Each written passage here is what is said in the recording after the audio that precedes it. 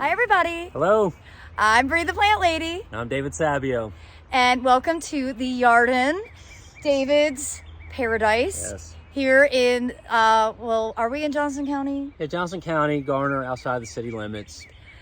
And we've just made some incredible videos to share with you. I hope you'll enjoy all of the videos that we filmed here on April 2nd.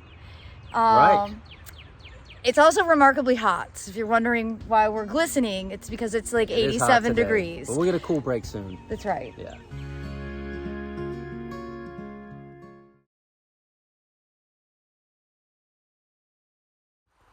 So again, I was mentioning some maples really lend themselves to a spring display. And one of my favorites, and I can say that with a lot of confidence, is Higasayama. It's one of the oldest cultivars that has that reticulated look. And I was able to rescue a few from a nursery a few years ago, and I decided to experiment up here in the upper woodland where, again, it's hot and dry and shaded, but this tree actually has some vigor to it, but when grown in really good conditions, it kind of ends up above your head, and this amazing texture on these, pattern on these leaves starts to kind of fall out of sight. So you have this wild reticulation, and with a little bit of rose dusting color. Here's a little more striking contrast here. And as summer comes on, essentially those colors will invert. So it keeps the reticulation, but when it pushes out in spring, it is such a showy tree. You can even see some of the pink here on these really new ones. But I really love this tree. So being in the upper woodland like this, I find that they struggle a little bit to grow as vigorously, which is perfect because this is always where I can see it. I have another one over here.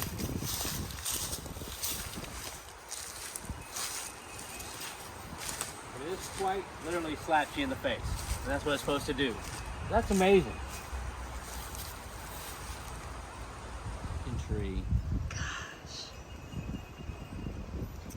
And so I have several of these. Oh, actually, I can come over here. I forgot about this one. Kind of like the form on this. And you can see that's actually pretty vigorous. This happened just last year. So something in this area lends itself to a little bit of that vigor. Again, and I don't mind it. I just don't want to lose this.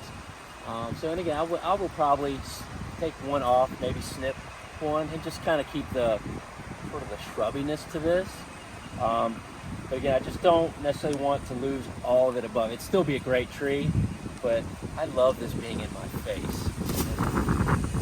Oh, this is new. This is the first time it bloomed. It's little. I'm sorry, got a little excited. This is very exciting. Yes. Oh, it smells so good. This is the little Viburnum Carlesii, is that right?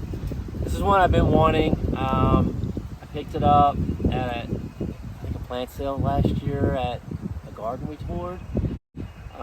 Again, I don't know if this was the best location, but I figured if I could get it established like I have with everything else up here, I would be golden. And I got new leaves, I got blooms, they smell amazing.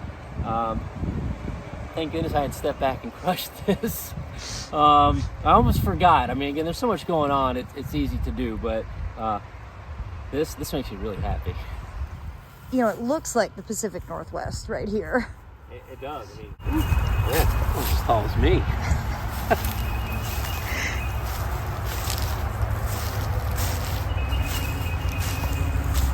Crazy blue China fir.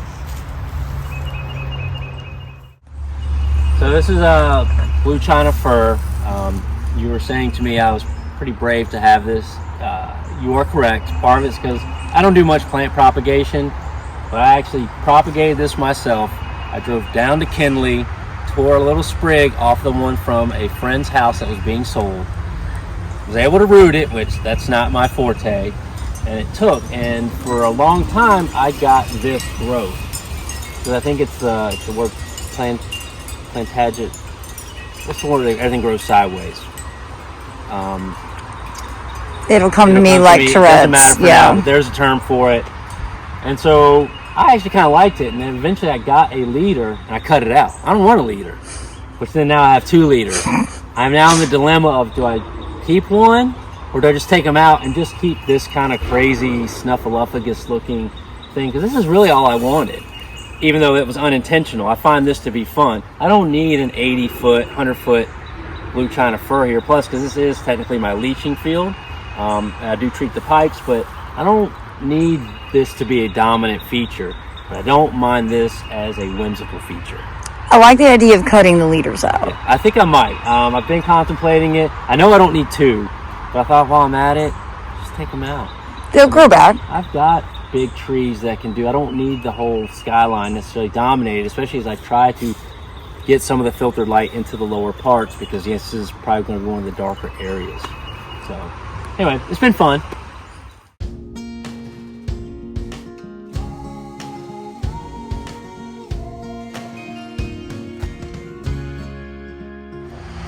So this is that kind of neat buckeye, the Aesculus sylvatica. They're kind of more like salvia type ones, which will be more towards summer.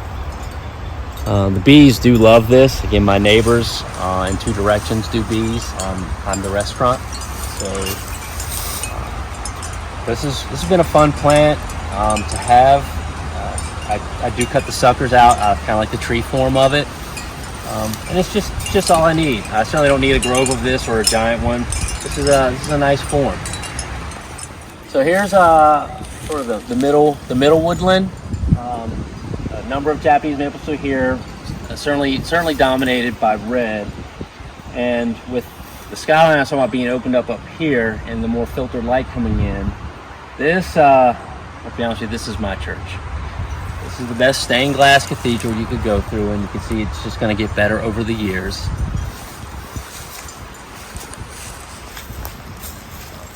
Should stop to point out Amagi Shiguri, the super hot pink red with the black veins.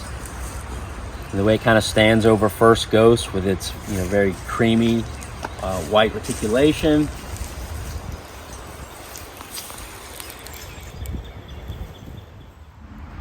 So Brady, you should come in here and see this. This is, of course the sun's gonna, no, we still got the sun. Okay. You get this kind of translucence under these leaves here. And over the years, these are just gonna fill in and give me sort of this cathedral alley through here. This is so magical to me. I'm so happy this was just sort of random things I did when I ended up with sort of a glut of maples that I rescued. This couldn't have been a better turnout. The other thing I don't know if you'll notice is right above me, I have finally finished my evening lights that now go all the way through here. Oh my gosh. Which gives a whole nother dimension in the evening. So I'll have to have you out maybe in the evening one time to kind of see with champagne. Yes. I demand it. So this has been my fun new evening stroll, because I come out in the garden at night a lot. It's a very different appeal. The soft warmth of the lights certainly lights the way without being too overpowering. It certainly plays off the leaves still, so it's really, really fun.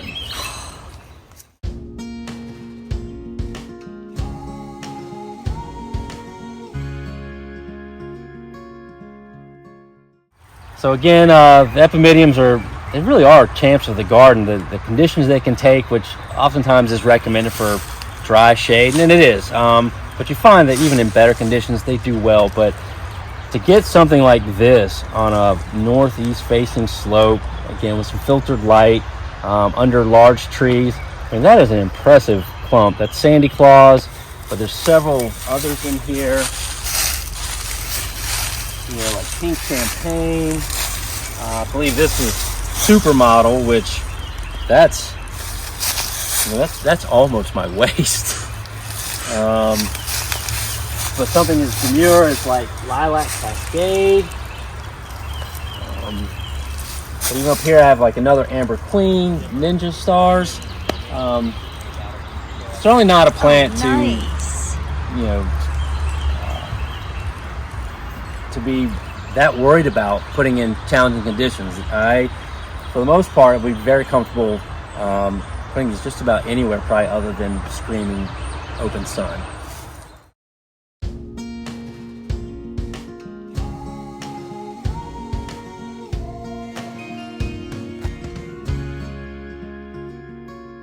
Okay. So right outside my back door here is this little combination that I really like. This is the Pittosporum, depends on how you want to do the emphasis. Variegata, but I have it here with Iajimi Tsunago, which is a Japanese maple. This one has kind of a brown look to it, which not many people are very fond of, but I like this sort of chocolatey bronze on this. I think it looks really good with the variegation of this, especially from the deck. I'm a little above it, so I get to see a little bit more of that color play. And again, I have opened up the space. These privets came with the house. Not a very desirable plant, but they do give me some screenage here. I've limbed them up over the years, but it was really stressing this tree. But I went and took the stuff, the extraneous stuff off, and now I'm getting a much more open form, which I'm very, very happy with. The tree's much bigger, it's getting fuller, so there's more of it to see, and therefore more of it to enjoy. So, addressing difficult neighbors, which I have one on the other side of this fence. Being down in the garden's not such a big issue, but anything from being on the deck where I'm raised up or the bedroom window, I had essentially a hole here that I could see over into what I didn't want to see. So my idea was, why don't I extend the fence up? But again, I don't want to be barricaded in like a compound. I want everything to be solid walls. And we were at Logan's in downtown Raleigh a couple of years ago, and I saw these panels, and I thought that might be my solution. A little decorative, just enough breaking up of the view that it's not as offensive what's on the other side. So I built the post up and tacked these on, and I think it's a great look. I plan to do the same thing here, but I'm going to use probably more of a regular lattice here because it's not as necessary to have the decorative aspect. I'd love to have that, but the lattice also is a lot cheaper. Again, I don't know if Logan still sells that, but I think you can find them online.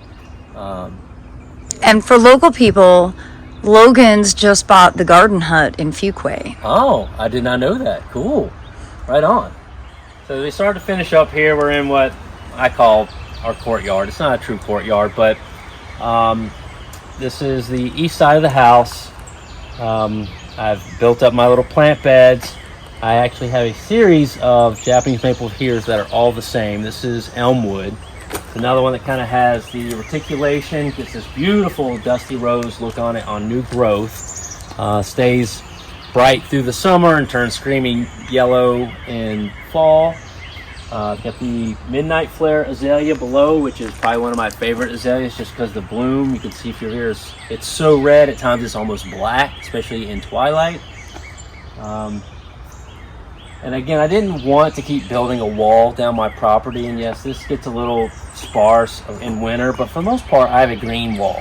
So this is a more natural way to sort of give me some privacy and obstruct the views that I don't want. So I've certainly done a good job of building it up. I'm excited when the third one fills in, and it's just a whole series of these gorgeous leaves overhead. And I probably should point out, this is probably perfect timing.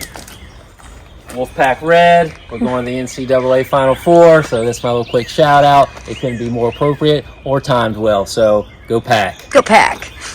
And so I really appreciate you coming along to see the Yarden again today. I promise that I will get something out soon to YouTube.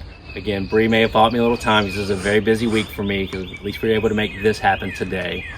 So when I do, I will announce it, certainly through my Instagram. I'm sure Bree will be behind me and announce it as well. So look forward to it. Just don't hold me to a deadline yet. I've got to figure out how to do the editing and all that, but I'll get something for you to enjoy.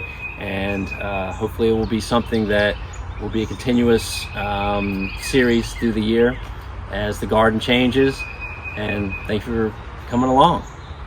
Thank you for having us, David. You're welcome.